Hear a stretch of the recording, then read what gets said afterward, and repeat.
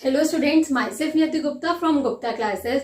आज हम लोग क्लास 12th का चैप्टर 3 और 4 मतलब कि मेट्रिसेस और डिटर्मिनेंट्स के कुछ फॉर्मूलेज और रिजल्ट्स देखेंगे जो एक्चुअली आपको एग्जाम्पलर में भी हेल्प करेंगे। ठीक है, और मोस्टली क्वेश्चंस इन्हीं पे आता है, बेसिकली 1 मार्कर्स। ठीक है, अब देखो एक चीज कि ना, मैंने अभी अभी इंटीग्रेशन की दोनों फॉर्मूलों की वीडियो डाली है और उसमें मैंने अपने एक्सरसाइज वाइज फॉर्मूले भी डाले हैं। अब मेट्रिसेस और डिटर्मिनेंट के जो फॉर्मूले हैं वो मैंने एक साथ क्यों लिखे हैं, क्योंकि स्टूडेंट्स देखो, जब भी आप लोग प्रिपेयर करोगे मेट्रिसेस और डिटर्मिनेंट्स, इन दोनों चैप्टर को एक साथ बैठ के ही प्रिपेयर करना। पहले मेट्रिसेस, उसके बाद डिटर्मिनेंट्स। कभी आप कभी कंफ्यूज नहीं हो गए। ठीक है, मैंने भी अभी 12th पास करी है एंड आई गॉट 95 मार्क्स। तो स्टूडेंट्स, मैंने भी इन्हीं फॉर्मूलों पे जाके इसी स्ट्रैटेजी से मैंने पढ़ा था। मैं ये नहीं बोल रही कि मेट्रिसेस और डिटर्मिनेंट्स को पहले करो बाद में करो, मैं बोल रही हूँ कभी भी करो, बट दोनों चैप्टर को साथ में लेके कंबाइन करके करो। ये नहीं कि मेट्रिसेस आप आज कर रहे हो, डिटर्मिनेंट्स कल करोगे, ऐसा नहीं करना, एक ही साथ करना है। ठीक है, पहले हम लोग मेट्रिसेस के फॉर्मूले पढ़ेंगे। ये तो देखो बेसिक फॉर्मूलेज हैं जिन पे मेट्रिसेस बेस्ड है। ठीक है, ए, अगर ए मतलब ए कोई मैट्रिक्स है, ए की पावर किसी मैट्रिक्स की पावर k+1 है, तो हम उसको ऐसे भी अलग करके लिख सकते हैं कि एक मैट्रिक्स में और दूसरी मैट्रिक्स में दोनों में होंगे तो सेम ही एलिमेंट्स, बट एक की पावर k होगी और यहाँ पे 1। ये तो नॉर्मल है। यहाँ पे अगर एक मैट्रिक्स की पावर m है और दूसरे मैट्रिक्स की पावर n है, तो दोनों की पावर ऐड करके भी हम लोग लिख सकते हैं और सेपरेट करके भी हम लोग लिख सकते हैं। ठीक है, अब नाउ कि अगर किसी मैट्रिक्स की पावर दे रखी हो, पावर की पावर दे रखी हो, तो दोनों पावर्स मल्टीप्लाई हो जाती हैं। ai मतलब कि एक नॉर्मल मैट्रिक्स और आइडेंटिटी मैट्रिक्स जो होती है इक्वल्स टू आइडेंटिटी मैट्रिक्स और a इक्वल्स टू a। अब जो आइडेंटिटी मैट्रिक्स होती है स्टूडेंट्स, वो तो 1 ही होती है, उसके जो डायगोनल्स होते हैं वो 1 होते हैं, तो हमें आइडेंटिटी मैट्रिक्स से इतना फर्क नहीं पड़ता है। आइडेंटिटी मैट्रिक्स स्टार्टिंग में हो या उसके पीछे हो, आप लोगों को पता है ना कि मल्टीप्लाई में अगर देखो, जैसे मैट्रिसेस में क्या होता है कि a b equals to b a नहीं होता।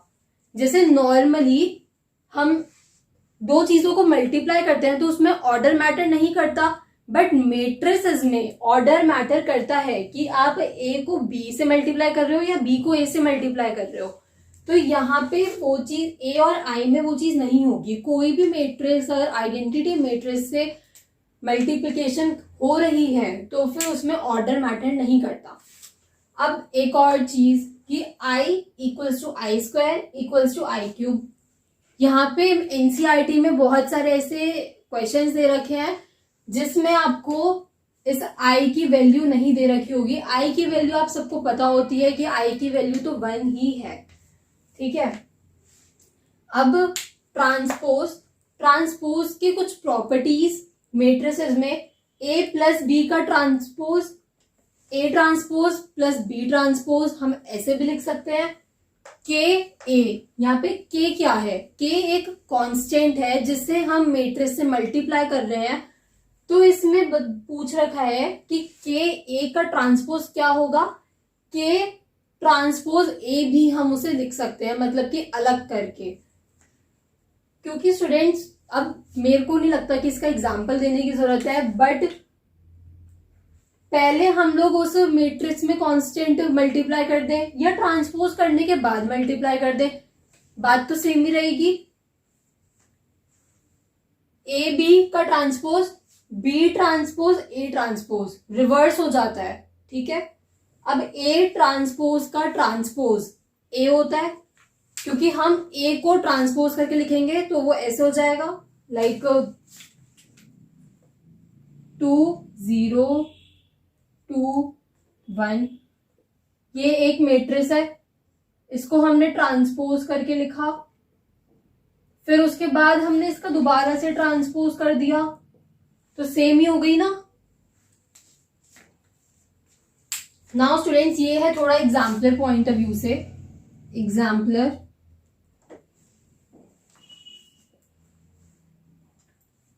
ए इक्वल्स टू, अगर हमें मतलब कि कोई सिमेट्रिक मैट्रिक्स दे रखी है, अब आप लोग एग्जाम्पलर खोलोगे उसमें एमसीक्यू, ऑब्जेक्टिव टाइप, बहुत सारे ऐसे क्वेश्चंस हैं जो इस पे बेस्ड हैं।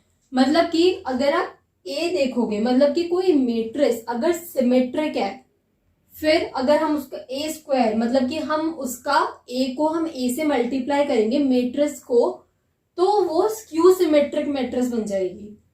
फिर अब हम दोबारा से देखते हैं, और स्क्यू सिमेट्रिक मैट्रिक्स को जब हम देखो, अब ये सिमेट्रिक मैट्रिक्स है ना, ए स्क्वायर करा तो स्क्यू सिमेट्रिक हो जाएगी, ए क्यूब करा तो दोबारा से सिमेट्रिक हो जाएगी, और ऐसे ही वाइस वर्सा, कि अगर हमें ए स्क्यू सिमेट्रिक मैट्रिक्स दे रखी है तो ए स्क्वायर क्या होगी, सिमेट्रिक होगी, ए क्यूब क्या होगी, स्क्यू सिमेट्रिक होगी।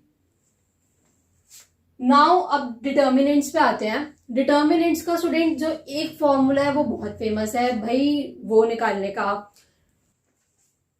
हाँ, तो मैं कह रही थी कि अब डिटर्मिनेंट्स पे चलते हैं। डिटर्मिनेंट्स में स्टूडेंट्स एक फॉर्मूला तो बहुत फेमस है, अब ए का इनवर्स निकालने का फॉर्मूला। तो उसका फॉर्मूला क्या होता है, ए इनवर्स का 1 अपॉन डिटर्मिनेंट ए और एडजॉइन ए। ठीक है, यही होता है ना इसका फॉर्मूला। अब स्टूडेंट्स हम बढ़ते हैं आगे। ये वैसे आपको 1 मार्कर्स में ज्यादा हेल्प करेगा, क्योंकि देखो मैट्रिसेस, मैं ये नहीं बोल रही कि सिर्फ 1 मार्कर्स ही आता है, मैट्रिसेस और डिटर्मिनेंट से 6 मार्कर भी आता है, बट अगर 1 मार्कर आएगा तो इन्हीं फॉर्मूलेस पे बेस्ड आएगा, एंड बेसिकली डिटर्मिनेंट्स। ठीक है, ए एडजॉइन ए को हम एडजॉइन ए और ए भी लिख सकते हैं, एंड डिटर्मिनेंट आई ए के इक्वल होता है, डिटर्मिनेंट ए आई के इक्वल होता है। नाउ एडजॉइन ए बी को हम अगर खोल के लिखना चाहें, मतलब कि जैसे हमें आंसर पूछा है, फॉर्मूला यहाँ पे हम लोग रिवाइज कर रहे हैं, तो एडजॉइन बी और एडजॉइन ए, ये उसका फॉर्मूला बनेगा। अब एडजॉइन ए इनवर्स का एडजॉइन ए और उसका पूरा इनवर्स भी सेम ही बात है। अब हमें निकालना डिटर्मिनेंट ए बी, तो determinant A into determinant B. Adjoin A का डिटर्मिनेंट अगर हमें निकालना है तो क्या होता है, determinant A N minus 1। N क्या है,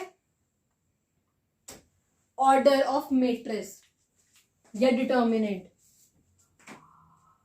N is equals to order of या मैट्रिसेस ही लिखो, मैट्रिक्स।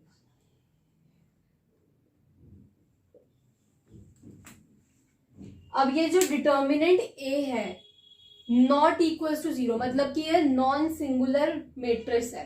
नॉन सिंगुलर मैट्रिक्स वो होती है जिसका डिटर्मिनेंट 0 नहीं होता, और सिंगुलर मैट्रिक्स वो होती है जिसका डिटर्मिनेंट 0 होता है। ये टर्मिनोलॉजी उसमें यूज करी है एग्जाम्पलर में, कंफ्यूज मत होना जब एग्जाम्पलर पढ़ोगे तो।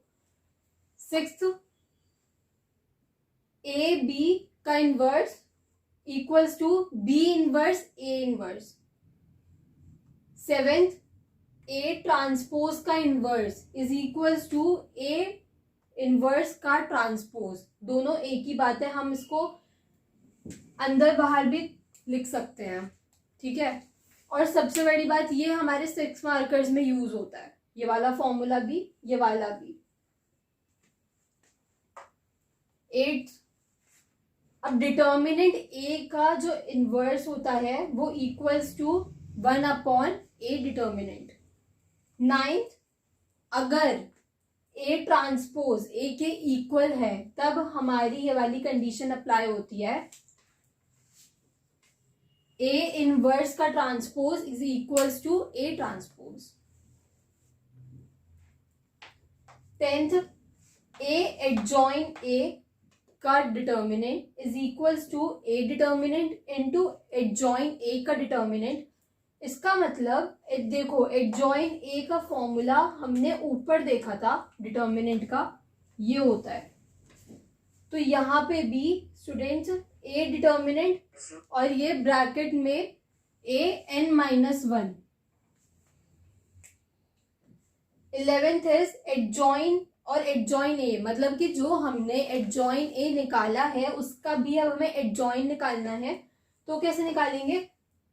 ए डिटर्मिनेंट ए की पावर -2 मल्टीप्लाई में ए। यहाँ पे ए समझ में आ रहा है ना, मैट्रिक्स की बात ही हो रही है। 12th इज एडजॉइन ए का डिटर्मिनेंट। अब हमने ये जो निकाला है अब हमें उसका डिटर्मिनेंट निकालना है। डिटर्मिनेंट ए की पावर n-1 का होल स्क्वायर, और n यहाँ पे ऑर्डर ऑफ मैट्रिसेस है कि वो कितने कॉलम्स और रोज की है। वैसे सेम ही ऑर्डर का आएगा, मतलब कि जितने कॉलम होंगे उतने ही रो, तो इसमें कंफ्यूज मत होना।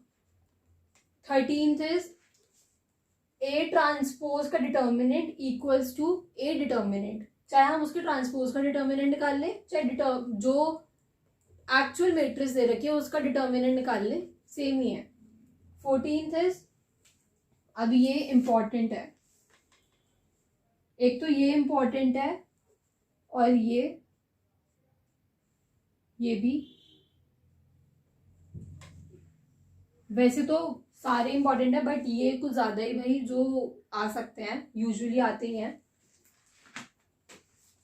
और ज्यादा से ज्यादा यहां तक जा सकता है सीबीएसई, उसके आगे नहीं जाएगा कि भाई एडजॉइन ए, वो नहीं पूछेंगे, बस यहीं तक ही। 14th is last one, determinant K A equals to K N.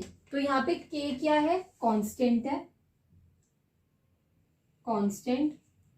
N as order, determinant A ये निकालना पड़ेगा, ये डिटर्मिनेंट है।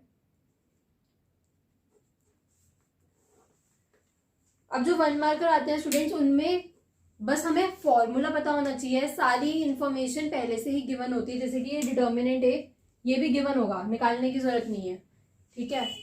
उसमें सारी इंफॉर्मेशन पहले से ही गिवन होती है कि के की वैल्यू क्या है, एन की वैल्यू क्या है, डिटर्मिनेंट ए क्या है, एडजॉइन क्या है, सब कुछ वैल्यू गिवन होती है। बस आपको क्या करना है, ये फॉर्मूलेज याद करना है और डायरेक्ट वहां पे जाके वैल्यूज पुट करनी है।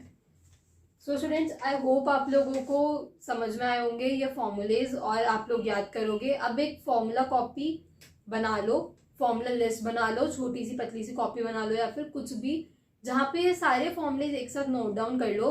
अगर आप लोगों ने मेरी इंटीग्रेशन की वीडियो भी देखी है तो मैंने उस दोनों वीडियो में भी ये बात बोली है कि फॉर्मूले कॉपी से बहुत ज़्यादा फायदा होता है, आप लोगों को बार बार फॉर्मूलेज ढूंढने की जरूरत नहीं पड़ेगी। Thank you for watching.